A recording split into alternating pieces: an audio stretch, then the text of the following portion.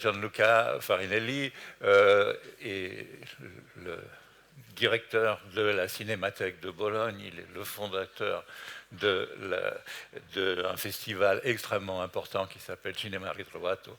Et nous sommes si heureux de retrouver le bonheur de revoir ou de découvrir énormément de films, parce que film du patrimoine, c'est aussi énormément de découvertes et de choses inconnues, et qui nous rééclairent, y compris sur le cinéma contemporain, grâce à lui. C'est un ami du festival Premier Plan qui est là presque chaque année, et c'est aussi l'idée, nous parlons entre Français, il y a beaucoup de choses qui sont entre Français qui bénéficient de cet écosystème malgré tout, ça a été dit en France, c'était très utile, très souhaitable d'avoir la présence d'un ami qui vient de l'autre côté des Alpes, aussi pour nous parler à la fois un peu de sa pratique et aussi de ton écoute ou de ton regard sur ce qui s'est dit ce matin et sur cette question de la transmission. Gianluca, à toi, si quelqu'un veut bien te donner un micro qui marche. Alors, au contraire du maître Philibert, je n'ai rien préparé, donc je suis vraiment à quoi dire. Non, c'était très intéressant, c'était très très intéressant et c'est fait du bien. Première chose, pourquoi on fait des colloques si les colloques est bien, fait du bien aux participants. Ça, c'est pour me remettre dans les moods de Philibert qui m'a beaucoup touché. Pourquoi transmettre? Bon, avant tout, parce que je dois tout à la transmission. J'ai eu la chance d'avoir des parents qui m'amenaient toujours au cinéma, au théâtre, aux expositions.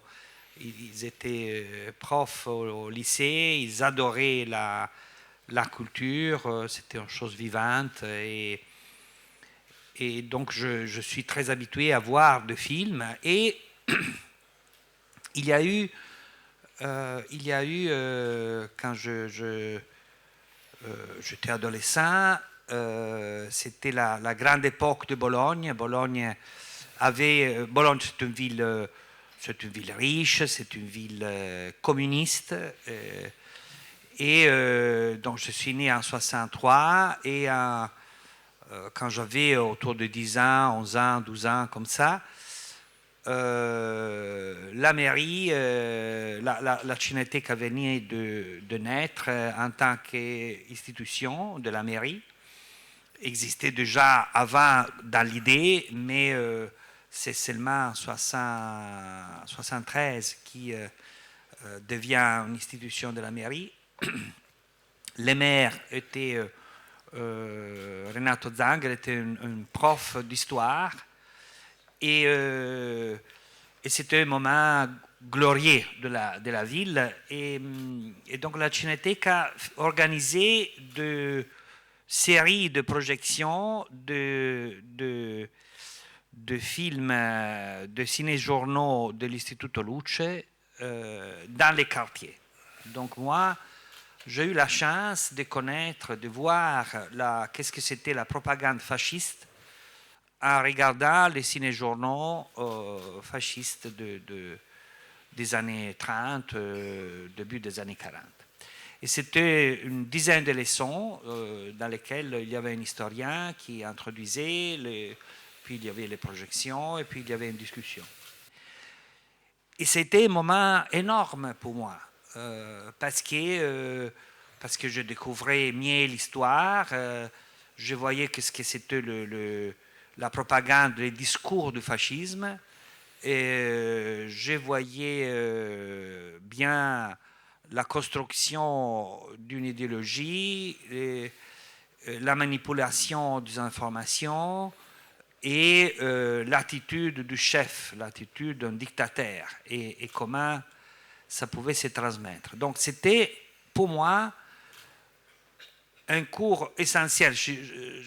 Dans ma formation, je pense que c'est une des grandes choses que j'ai pu vivre. Et c'était dans mon quartier, c'était à quelques minutes de ma maison, et c'était c'était l'après-midi. Et je pense que c'était un vaccin aussi, parce que après, j'ai connu la grande époque de Berlusconi, j'ai connu différentes vagues de propagande, et j'étais vacciné. Voilà, j'avais fait mon vaccin. Et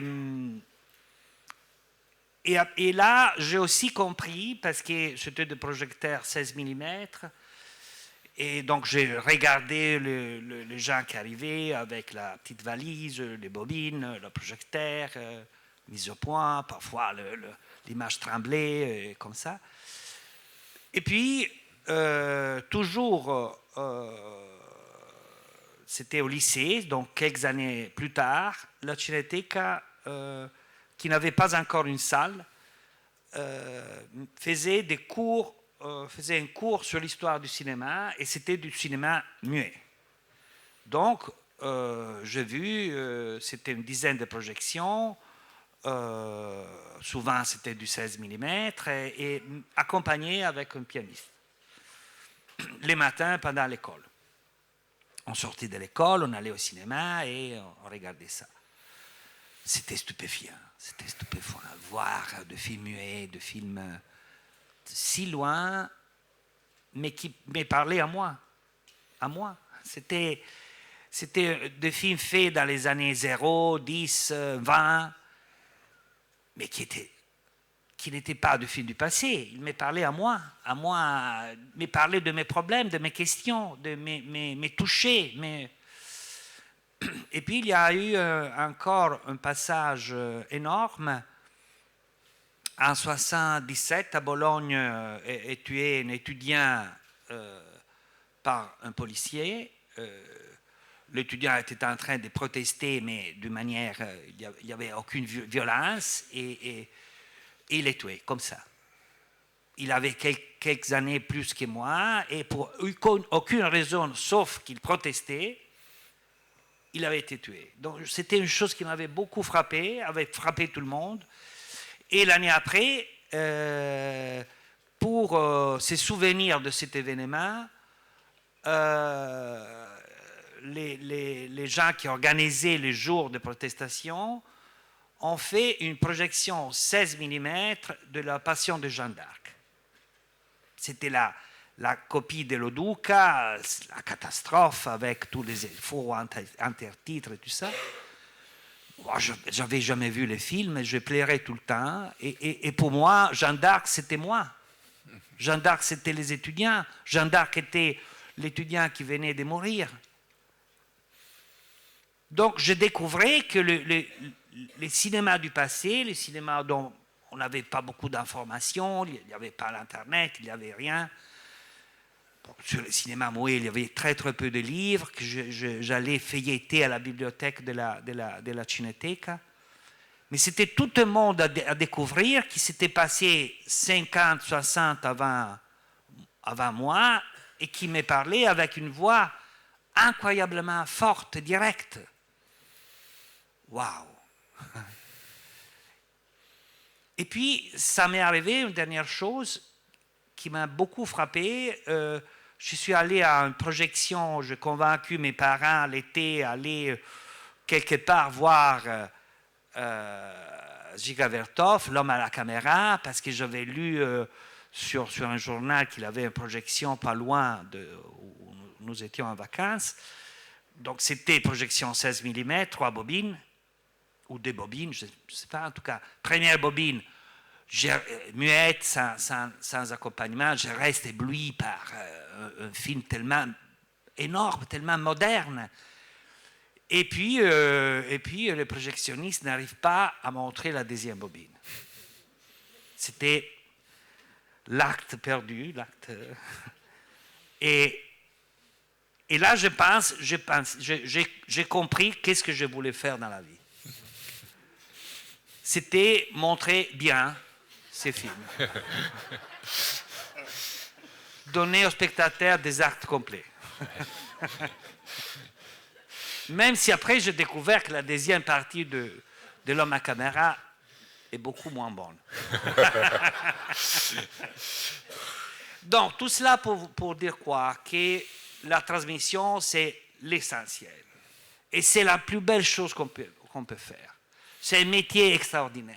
C'est le métier de l'exploitant, c'est un métier extraordinaire. J'admire les bons exploitants. Il y a beaucoup d'exploitants qui ne sont pas... Non, je veux dire qu'au fond, ne font pas vraiment le travail. Mais le travail d'exploitant, c'est un travail que j'admire énormément. Et alors, en Italie, il y a pas beaucoup de bons exploitants, mais quand même, alors je voyais chaque jour, bon, il y a un système, je pense qu'il y a aussi en France, chaque jour on peut voir, les exploitants savent les résultats de salles.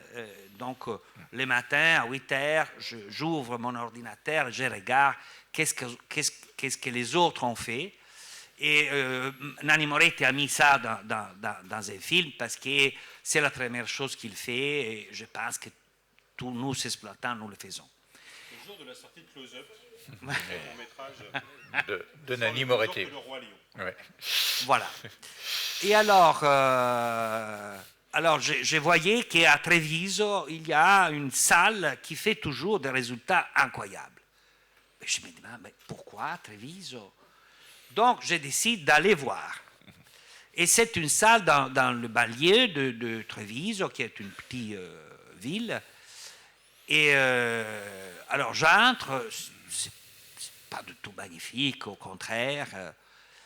Mais à la caisse, c'est une famille, donc à la caisse, il y a la femme, au bar, il y a la fille, et au centre de la hall, il y a l'exploitant. Une merveille.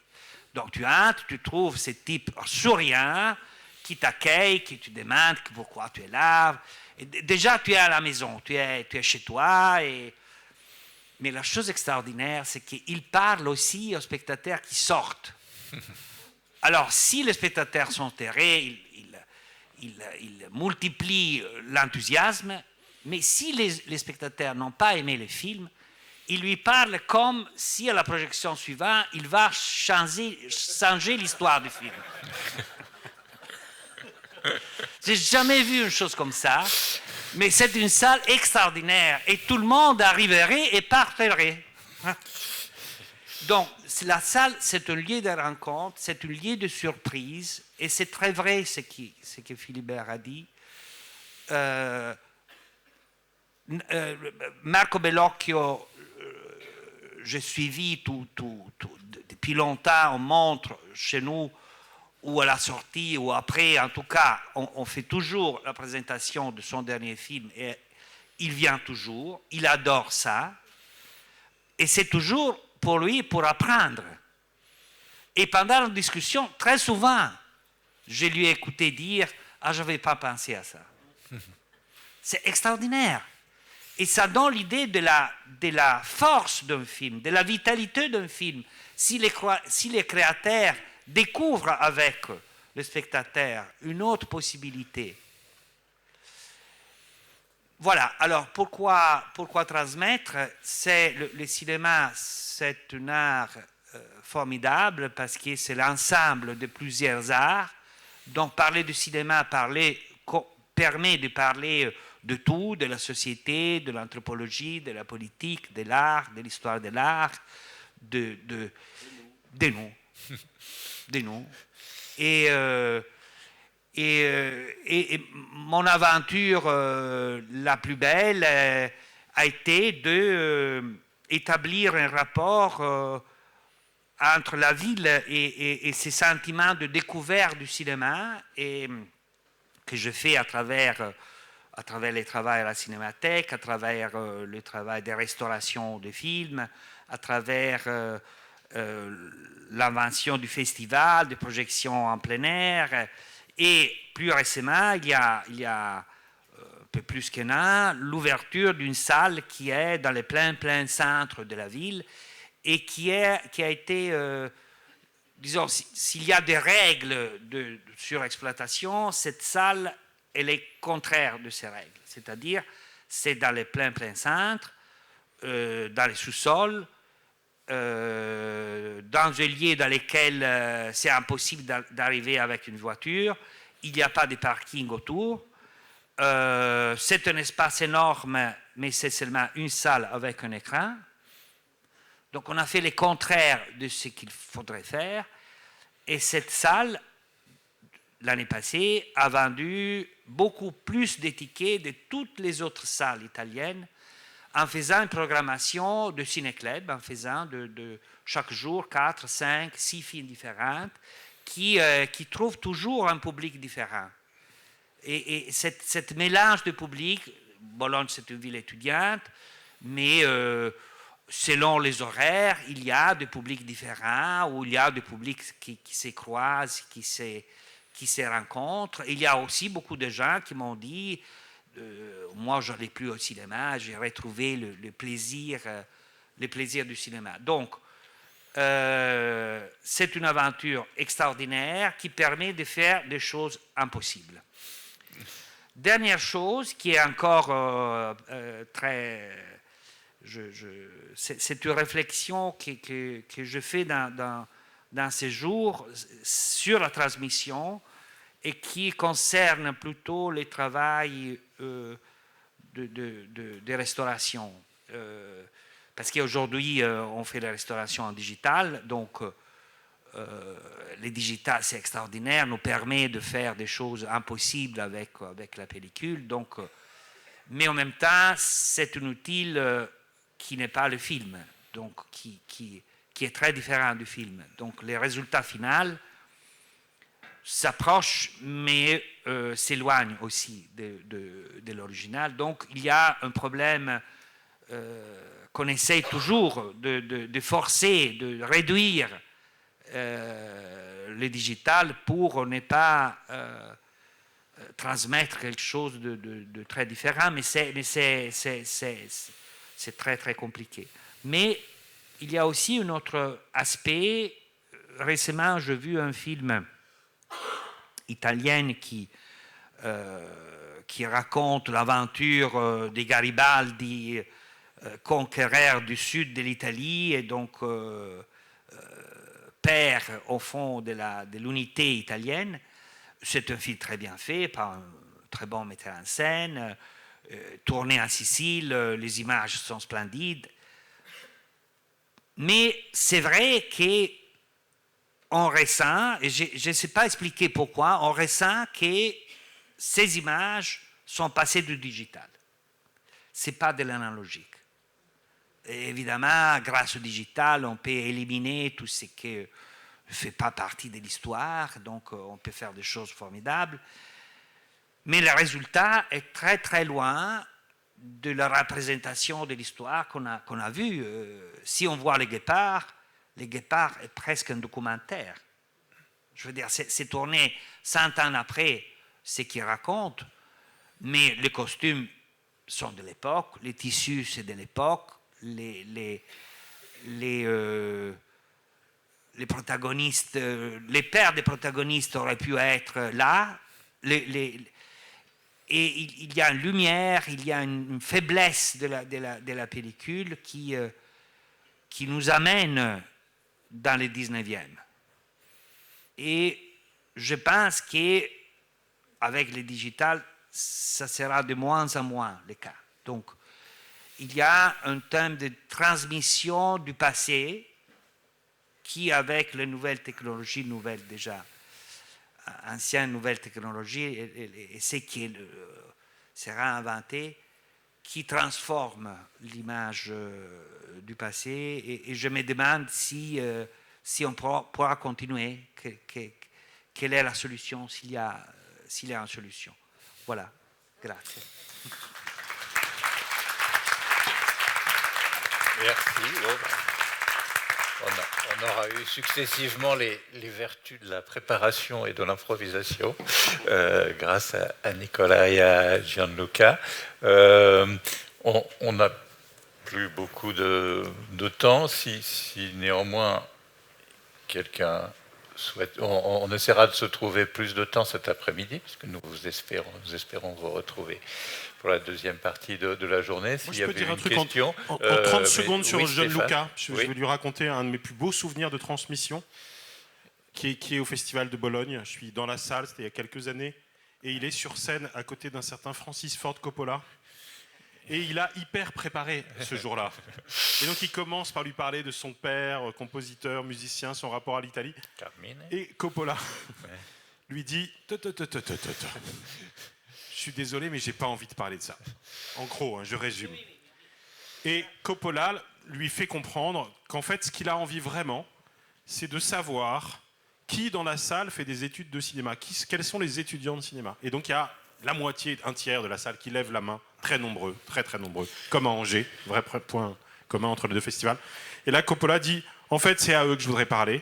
Et donc, tous ceux qui, dans la salle, font des études de cinéma et qui avaient des questions sur les sujets suivants, le rapport aux technologies, l'avenir du cinéma, entièrement tourné vers le futur, vous vous mettez sur le côté et je répondrai à toutes vos questions. Là, Gianluca Verdi, en se disant, il y a quand même une séance derrière, toutes les questions, ça va être long, parce qu'évidemment, il y a 60 étudiants qui se mettent le long des murs, et c'était un moment bouleversant de transmission.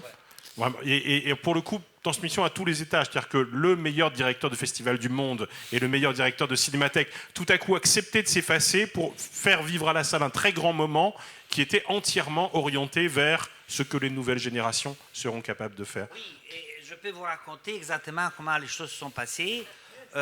Coppola ne répondait jamais directement, c'était toujours l'agent de l'agent. Et donc c'était très compliqué fixer les calendriers, fixer comment faire cette masterclass. Donc à la fin il dit oui d'accord, ok, vous me posez des questions. Et puis on se rencontre dans les théâtres et pendant qu'on est en train de marcher sur la scène était assez profonde, donc il m'a dit, mais combien d'étudiants il y a dans la salle? Et je dis, bon, je pense la moitié. Ah, j'aimerais bien répondre aux questions des étudiants. Donc je commence, et puis évidemment, il voulait ça. Et après, c'était énorme, parce que tout le monde a posé des questions. Il y avait une quai infinie, même de gens qui venaient de l'extérieur, qui avaient su qu'ils pouvaient poser une question à Coppola. Donc il y avait une queue infinie. Et alors, le problème, c'était comment interrompre ces moments extraordinaires, parce que quand même, il y avait une projection après. Donc, quoi inventer? Parce que Coppola, il n'avait aucune intention de s'interrompre. Et alors là, je lui dis, il faut fermer la salle, sinon on sera obligé à payer beaucoup. Et c'était fini.